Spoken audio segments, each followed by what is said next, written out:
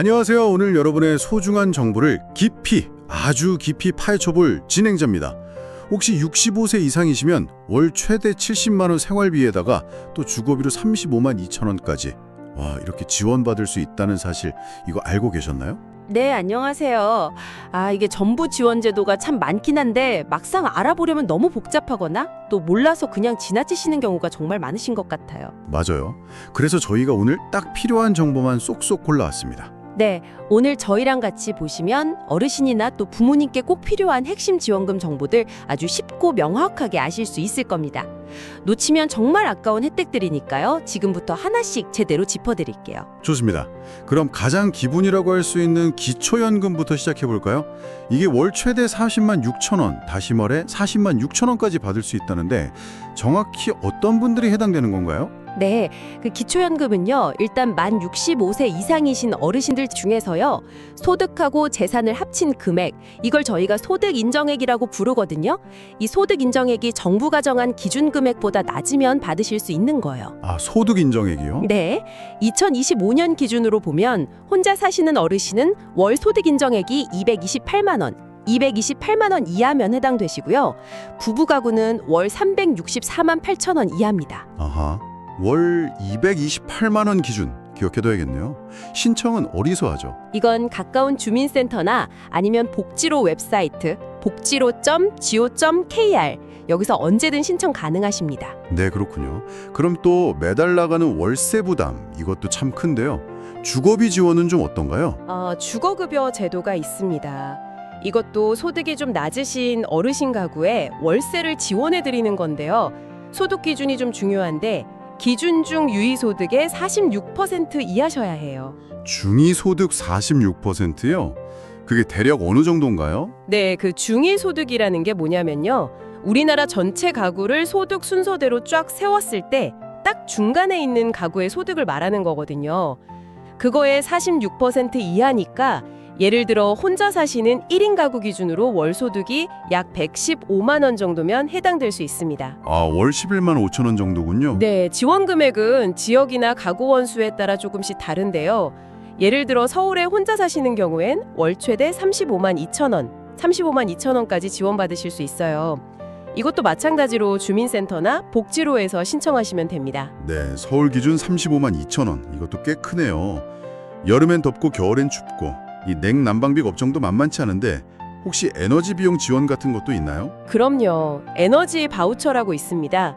이건 기초생활수급자이시면서 동시에 세대 구성원 중에 만 65세 이상 어르신, 그러니까 1960년 12월 31일 이전에 태어나신 분이 포함된 가구가 대상이에요.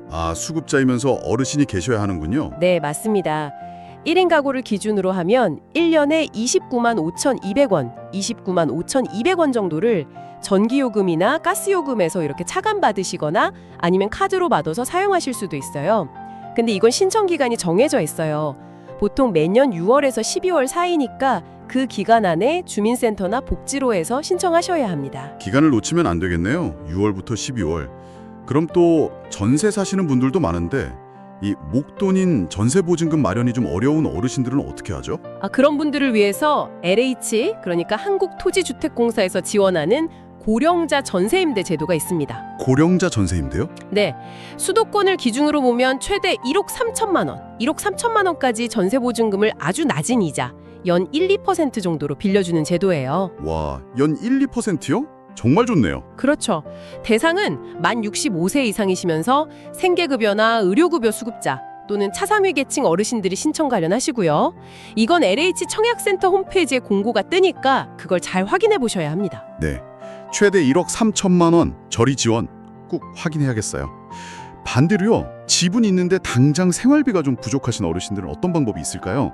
그럴 때는 주택연금, 이걸 다른 말로 영모기지라고도 하는데요. 이 제도를 활용해 보실 수 있습니다. 만 55세 이상 어르신이 본인이 소유한 주택을 담보로 맡기시는 거예요. 그리고 평생 동안 또는 정해진 기간 동안 매달 연금처럼 생활비를 받는 방식이죠. 내 집으로 월급을 받는 개념이군요. 예, 그렇죠. 집값하고 가입하시는 나이에 따라서 매달 받는 금액이 달라지는데요. 예를 들어서 시가 한 9억 원짜리 주택을 가지신 분이라면 연령에 따라 월 90만 원에서 140만 원 정도까지 받으실 수 있어요. 다만 이게 뭐 자녀 상속 문제라든지 좀 오해도 있을 수 있으니까요. 한국주택금융공사에서 정확하게 상담을 받아보시는 게 제일 좋습니다. 그렇군요. 상담이 필수겠네요. 자, 이렇게 주요 지원금 5가지를 알아봤는데요. 혹시 이것 말고도 저희가 좀 놓치기 쉬운 숨어있는 팁이나 아니면 주의해야 할 점 같은 게 있을까요? 네, 몇 가지 더 있습니다. 예를 들어 서울에 사시는 어르신 중에 소득 기준, 이게 중위소득 60% 이하인데요. 이걸 만족하시면 서울형 주택 바우처라고 해서 월 3만 원에서 5만 원 정도를 추가로 받으실 수도 있어요. 오, 서울형 주택 바우처요. 추가 지원이네요. 네. 그리고 또 저소득 어르신 가구는요. 지자체나 복지단체를 통해서 집수리 지원을 최대 500만 원까지 받으실 수도 있습니다. 특히 뭐 욕실에 손잡이를 단다거나 문턱을 없앤다거나 하는 이런 편의시설 설치할 때는 50만 원 추가 지원이 가능할 수도 있으니까요. 이것도 한번 알아보시면 좋고요. 와, 집수리 지원까지. 정말 유용한 팁인데요. 그럼 특히 주의해야 할 점은 뭐가 있을까요? 네, 이게 정말 중요합니다. 제가 꼭 강조하고 싶은데요. 첫 번째로 오늘 제가 말씀드린 지원 금액이나 소득 기준 같은 것들은 사실 일반적인 예시라는 점이에요.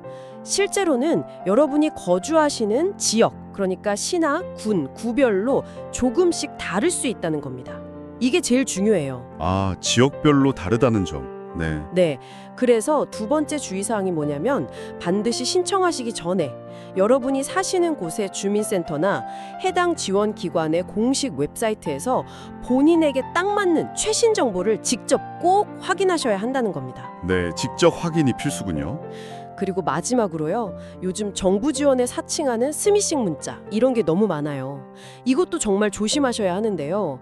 문자 메시지 안에 무슨 링크 주소가 있으면 그 주소가 gov.kr이나 복지로.go.kr로 끝나는지 꼭 확인하셔야 안전합니다. 아, 스미싱주의. 주소 확인 꼭 해야겠네요. 네, 다시 한번 강조할게요.